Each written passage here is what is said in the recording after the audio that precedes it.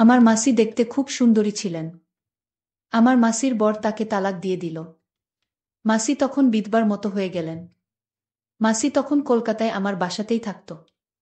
আমি মাসির রূপ দেখে কিছুতেই সহ্য করতে পারতাম না। আর তাই একদিন রাতে মাসিকে জোর করে। বাকিটা গল্পতেই বলা যাক। আমার বয়স তখন 14 বা 15 হবে। এমনি কলকাতাতে এখনকার মতো ভালো যাতায়াত ছিল না। সকাল আর দুপুর মিলিয়ে মোট 2টিই বাস ছিল সারাদিনে। খুব দুষ্ট ছিলাম বলেই দাদা বোর্ডিং এ ভর্তি করে দেন। দাদা তখন বিএস এর লেফটেন্যান্ট। বোর্ডিং এর ছুটিতে পালা করে আমাদের ছোট মাসির বাড়িতে ছুটি কাটাতে যেতে হতো। মা সরকারি চাকরি করতেন, তাই সময় সুযোগ হতো না দেখেই হৃদিকাদির সাথেই আমাদের পাঠিয়ে দিতেন। পাহাড়ে ঘেরা জায়গাটা আমাদের খুব ভালো লাগত। রীতা মেসোর ছোট বোন। আমাদের থেকে বিশেষ বড় ছিল না, বছর 5 হবে। দেখতে যেমন মিষ্টি, গান তেমন গাইতে পারত। আনন্দে কেটে যেত আমাদের কৈশোর। মাসির নাম খুব আধুনিক ছিল। মার থেকে ছোট মাসি 10 বছরের ছোট ছিলেন। হৃদিকা নাম হলেও সবাই মাসিকে হৃদা করেই ডাকত। অনেক স্নেহ করতেন আমাদের। আর চূড়ান্ত রান্না ছিল হাতের।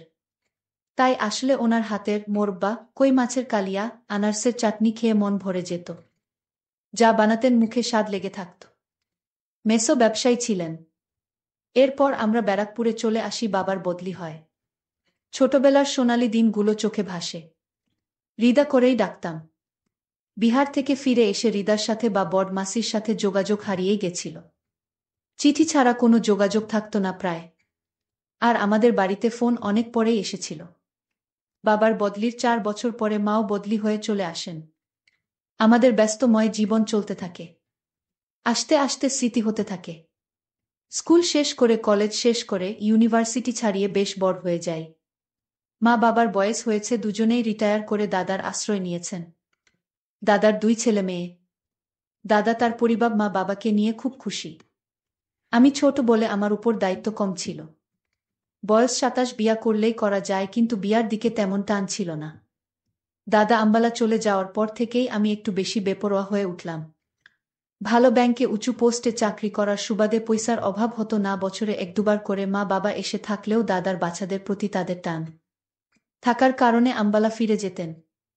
মা চাইতেন আমরা সবাই একসাথে থাকি, কিন্তু তা সম্ভব হতো না। মোবাইল বা ফোনের দৌলতে এখন কোনো দূরত্ব দূর ছিল না।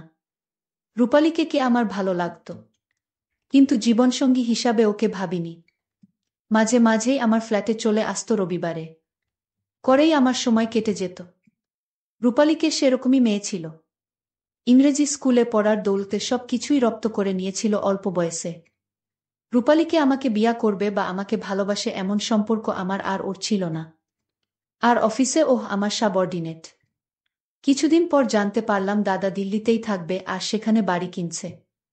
দাদার 2 ছেলে মেয়েকে সামলে বাড়ি কিনতে অনেক টাকার দরকার পড়ল। মা বাবা তাদের জমানো টাকা ঢেলে দিলেন দাদার বাড়ির পিছনে। পেল্লাই একখানা বাড়ি কিনে দাদা দিল্লিবাসী হয়ে গেলেন। আগে মতো শাসন না করলেও সপ্তাহে 1 বার ফোনে লেকচার শুনতে হতো। তারাও আমার বিয়ার জন্য উঠে পড়ে লাগলেন। আমার ব্যারাকপুরের ফ্ল্যাটে আমার সাজানো গোছানো সাম্রাজ্যে ঘন কুয়াশা ঢেকে গেল। যখন ঘরজামাই আসলো, ব্যক্তিগত শত্রুতার জেরে মেসোর বন্ধুরা তাকে ঠকিয়ে পথে বসিয়ে দিয়েছেন। সব থেকে আশ্চর্যের বিষয়, মেসো এই সব কথা বাড়িতে জানানোর ইচ্ছা পর্যন্ত করেননি। হৃদাদির বিয়া হয়েছে বিহারেই, কিন্তু তার শ্বশুর বাড়ির লোকেরা বিশেষ ভালো ছিলেন না। তাই তারা মেসোমশাইকে সাহায্য করতে অস্বীকার করে মেসোর অমন সুন্দর বাড়িখানা বিক্রি করেও ধার শোধ করা যায়নি। এমন অবস্থায় মেসো আত্মহত্যার পথ বেছে নেন। চারিদিকে ঋণের বোঝা আর পাওনাদারদের যন্ত্রণা নিয়ে ছোট মাসির জীবন এখন যন্ত্রণা প্রায়। তাদের একটি কন্যা সন্তান শ্রাবণী ক্লাস 10-এ। এরপরে মাত্র তাকে মেসো স্কুলে ভর্তি করিয়েছিলেন অনেক পয়সা খরচা করে। এখন হৃদিকা মাসি মাথায় হাত দিয়ে বসে পড়েছেন। বেশ খারাপ লাগলো। একটা মানুষকে কাছে দেখা এত ভালো লোক। কিন্তু ভাগ্যের কি পরিহাস, মা বাবার আদেশ আসলো দিল্লি থেকে। এরকম পরিস্থিতিতে আমার কাছে শুধু আদেশ আসে, তুই তো অনেক ইনকাম করিস, তুই মাসিকে নিজের কাছে রাখ। অত বড় ফ্ল্যাট কি করবি একা থেকে? তার চেয়ে মাসি রান্না বান্না করে দেবে আর দীপা স্কুলের ছুটিতে আসবে থাকবে। মাসির আমরা ছাড়া কে আছে বল? মাসিকে একটা ভালো কাজ দেখে দে, মাসি তো বিয়ে পাস। মার আদেশে আমার বাসায় ফুর্তির দিনগুলো শেষ হতে চলেছে। রূপালীকে কে জানালাম যে আমাদের আড্ডার দিন শেষ। মাসির বয়স এমন কিছু বেশি ছিল না যে জীবন শেষ হয়ে গেছে। ৩৫ শেষ করেছে সবে। কিন্তু এমন পুরা মহিলাকে ঘরে রাখা মানে নিজের সব প্রাইভেসিতে আমাদের বাধে। ফোনে মাসির কান্না হাতে পায়ে ধরা শুনে আমার মন গলে গেল। মাসির দেনা শোধ করতে করতে আমার পুঁজি প্রায় শেষ হবে। এমন সময় মাসির মেয়ের স্কুল থেকে ফোনে আসলো সামনের বছরের টিউশন ফি করতে হবে। অনেক টাকাই নেই নেই করে খরচা হয়েছে। বাধ্য হয়েই সেভিংসের কিছু কালো টাকা ভাঙিয়ে ড্রাফট করে পাঠিয়ে দিলাম। মাসির প্রতি ভালোবাসা থাকলেও এখন আমি আর ছোট নেই। দাদা বাবারাই সব ব্যবস্থা করে মাসির কলকাতাতে জিনিসপত্র বিক্রি করিয়ে দিলেন। বোচকা বুচকি নিয়ে মাসি আমার ফ্ল্যাটে উঠলেন। আমার কারাফ দিন শুরু হলো। মাসিকে বুঝতে দেওয়া সম্ভব নয় যে আমি একেবারেই খুশি নয়।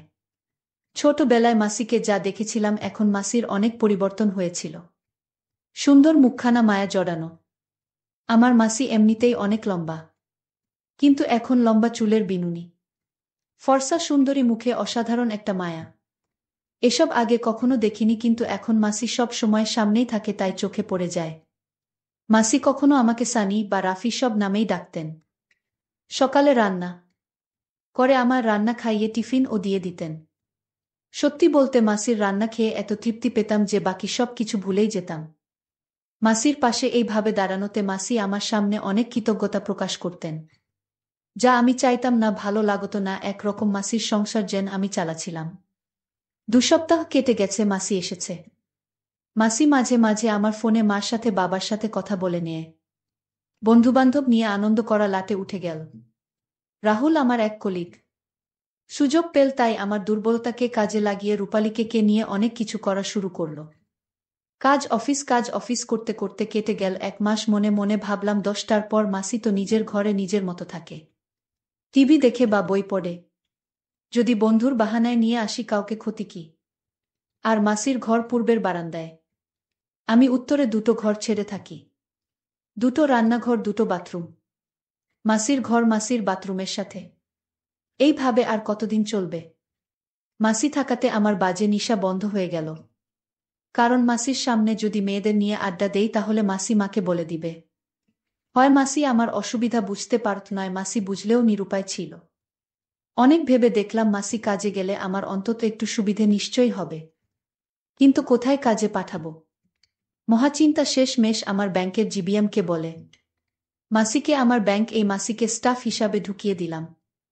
শর্ত একটাই, অফিসে কাউকে বলা চলবে না যে আমি তার ভাগ্নে, কারণ আমি ব্যাংক ম্যানেজার। যদি সবাই জানতে পারে হৃদিকা আমার মাসি, তাহলে আমার অনেক অসুবিধা হবে। তাছাড়া মাসি একটা নর্মাল স্টাফ, আমি বস। যাই হোক, মাসি কাজে যোগ দেওয়াতে সত্যি স্বস্তির নিঃশ্বাস পড়ল। আমি অনেকটা ব্যক্তিগত জীবন ফিরে পেলাম। আস্তে আস্তে আরও ১ মাস কেটে গেল। সিগারেট ঘরেই খেতাম। যেহেতু আমার টাকায় মাসির বাচ্চার পড়াশোনা চলত, সেই জন্য মাসির হাব ভাব পাল্টে যেতে লাগল। এত বিনয় ভালো লাগতো না। এ যেন প্রভু ভৃত্যের মতো ব্যাপার স্যাপার। কেউ কাউকে কিছু না বললেও মাসির আর আমার সংযোগ এতটাই কমে গেল যে শুধু আমার প্রয়োজনের আর চাহিদার কথাটুকু হতো।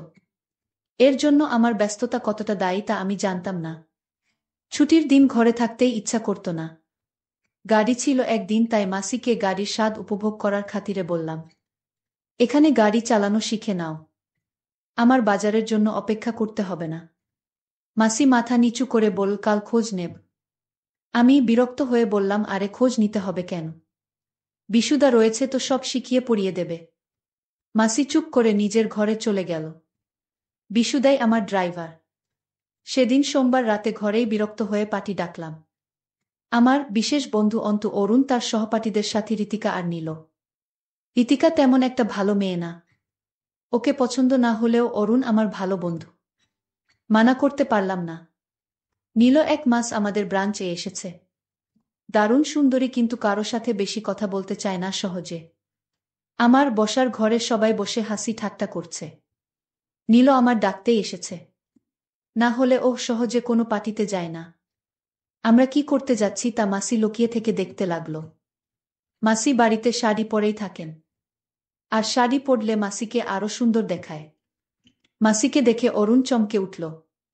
ওদের ভুল ভাঙিয়ে দিয়ে সংক্ষেপে সব বলতে হলো। মাসিকে অরুণ বলল, মাসি আজ আমাদের সাথে থাকুন। মাসি মৃদু হেসে ঘর থেকে বেরিয়ে গেলেন। আমি বললাম, বাহ, তাহলে তো ভালোই হয়। তোমার বিরক্ত লাগলে তুমি তোমার ঘরে চলে যেতে পারো। মাসি বলল, না, আমার অসুবিধা নেই। তোমাদের যা ইচ্ছে কর। রাতে কি রান্না করব কিছু? আমার মনে মনে আনন্দ হলো। এই, তোমার কি রাতে কেউ কিছু খাবে? আমার মাসি কিন্তু চরম রান্না করতে পারে। ঋতিকা আর অরুণ বাড়ি চলে যাবে।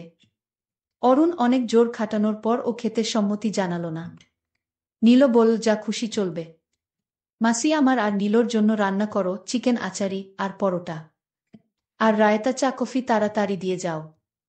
মাসি সম্মতি জানানোর মতো ঘাড় নেড়ে রান্নাঘরে চলে গেল। আমরা গান ছেড়ে নাচতে শুরু করলাম। আমার খাওয়া হয়নি বললেও ভুল হবে, অরুণ আর ঋতিকা যাবার জন্য বায়না শুরু করে দিল। কফির প্রশংসা কে কি করেছিল সত্যি বলতে আমার মনে নেই। শেষমেশ অরুণ আর ঋতিকা বেরিয়ে গেল। বুঝতে আমার অসুবিধা হলো না, এবার আমি আর নীল রইলাম। আমি গল্প করা শুরু করলাম, নীল সরল সোজা কিন্তু লোক বুঝে চলে। আমার হাই পোস্ট, তাই আমাকে সমীহ করলেও ওর মনে কি আছে বোঝা দেয়।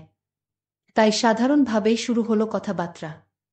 নীল কথা বলতে বলতে জানানো যে সে ব্যাঙ্গালোরে থেকে কলকাতায় এসেছে শুধু বদলি নিয়েই নয়, তার বাবাও এসেছে বদলি হয়ে। এছাড়া পড়াশোনা ব্যাঙ্গালোরেই করেছে। আমি বিয়ার কথা জিজ্ঞাসা করতেই কূপ দিয়ে গেল নীল। কি বিয়া? আমারই লাইনের মনে হলো নীলকে। আচ্ছা, তুমি তোমার মাসিকে ডাকছ না কেন এখানে? মাসিকে এখানে ডাকলে বিষয়টা খারাপ মনে হবে। কিন্তু মনে শয়তানি বুদ্ধি জাগল। যদি মাসিকে এখানে বসাই তাহলে মাসি মা বাবাকে আমার জীবনযাত্রা নিয়ে কিছুই বলতে পারবে না, আর কোনোভাবে যদি নীল বা অন্য কাউকে এনে পারি তাহলে মাসির মুখ বন্ধ হয়ে যাবে।